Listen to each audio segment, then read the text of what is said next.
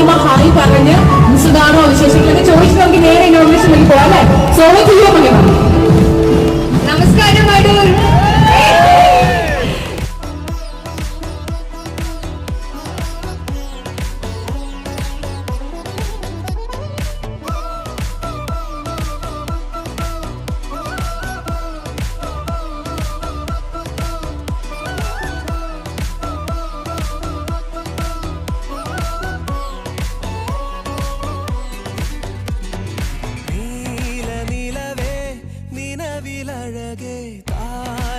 ഒരു കാലാവസ്ഥ ഇന്ന് ഇവിടെ കിട്ടി.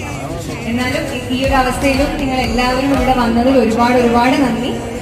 ഞാൻ ഷോറൂം വിസിറ്റ് ചെയ്തു. മൈജിയെ പറ്റി നമുക്ക് എല്ലാവർക്കും അറിയാം.